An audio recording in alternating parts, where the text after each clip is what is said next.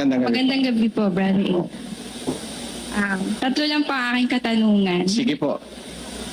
Namulat po kasi ako sa turong hindi lahat ng kasalanan ay pinapatawad ng Diyos. Yan ang tanong ko po, lahat po ba ng klase ng kasalanan ay may kapatawaran? Lahat ng klase ng kasalanan may kapatawaran sa pagkakataong wala ka pang kilalang aral. Unang-una, no? Ang pagpapatawad ng kasalanan totally nagaganap sa bautismo. Yun ang nasa Biblia. Magsisi kayo, 2:38. At sinabi sa kanila ni Pedro, mangagsisi kayo at mangagbautismo ang bawat isa sa inyo sa pangalan ni Hesukristo sa ikapagpapatawad ng inyong mga kasalanan at tatanggapin ninyo ang kaloob ng Espiritu Santo. Yan. Ang kasalanan, pinatatawad yan ultimately sa bautismo. Ngayon, pagka nabautismohan ka na, natanggap mo na yung aral, nakilala mo na yung totoo, merong maselang hinaharap.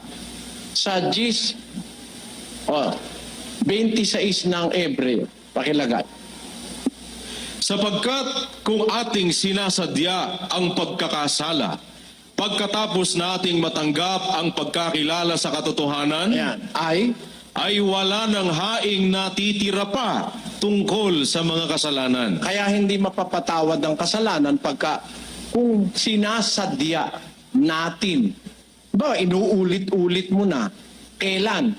Pagkatapos matanggap ang pagkakilala sa katotohanan. Sa mga kapatid, hanggang hindi mo pa natatanggap yung katotohanan, mapapatawad ka eh. Sa bautismo ka nga mapapatawad eh. Pero natanggap mo yung katotohanan, tapos inuulit-ulit mo, sinasadya mo na, wala nang haing natitira sa kasalanan.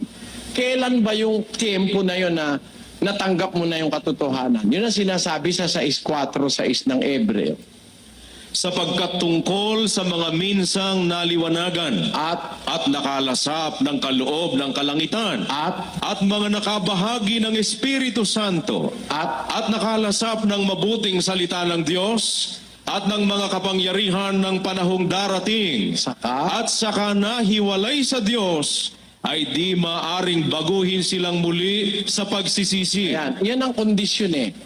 Minsang naliwanagan, nakalasap ng kaloob ng kalangitan, nakabahagi sa Espiritu Santo, nakalasap ng mabuting salita ng Diyos at ng mga kapangyarihan ng panahong darating sa kakanahiwalay sa Diyos, wala nang pagsisisi. So, yung salitang lahat ba ng kasalanan pinapatawad? Oo, bago na matanggap ang katotohanan. Lahat ng kasalanan nagawa mo, wala kang malay eh.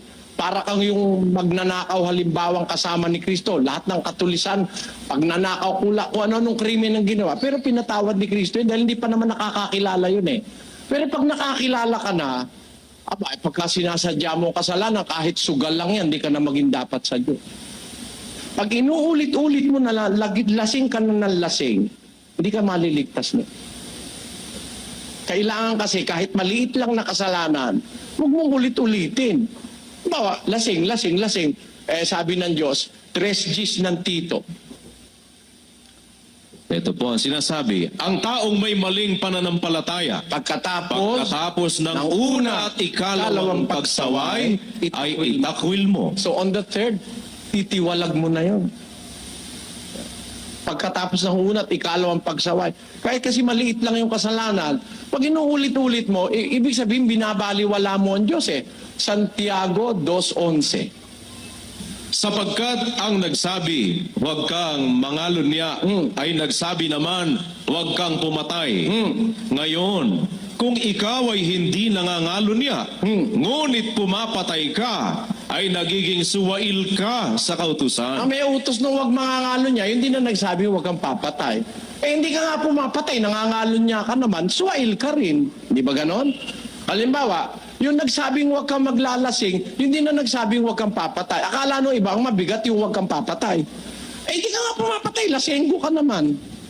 Araw-araw ka lasing, Lunes hanggang Sabado lasing ka, pag Linggo nasa simbahan ka. Oo. Ibig mo sabihin nun, maliligtas ka. Pag inuulit-ulit mo, kahit maliit lang, basahin natin ng Santiago 1:14.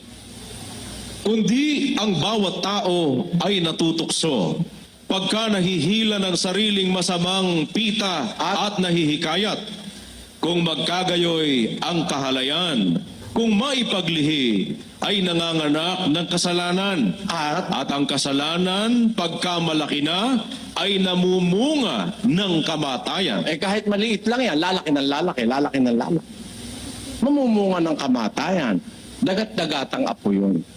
Kaya sa aming pagsasama-sama, talagang pagbawal ang lasing, bawal talaga. Kaya ganun yun, kapatid. Pangalawang Sige tanong po. po.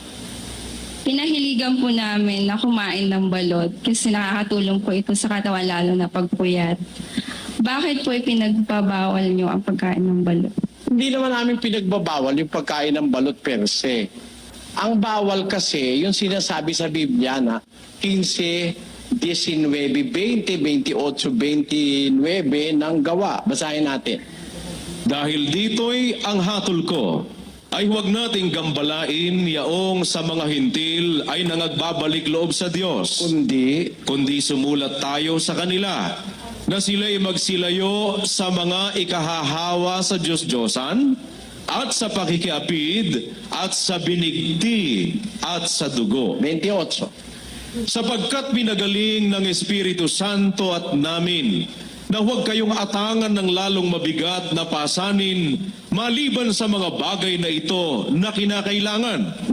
Na kayo magsiilag sa mga bagay na inihain sa mga Diyos-Diyosan at sa dugo at sa mga binigti at sa pakikiapid. Kung kayo mangilag sa mga bagay na ito ay ikabubuti ninyo, paalam na sa inyo. Yan ang batas.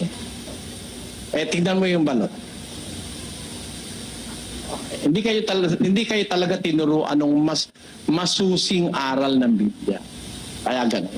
Kung tinuro lang sa inyo yan, makikita mo ang diferensya. Di ba? Thank you. Aniya naman po mula sa Santa Rosa, Laguna.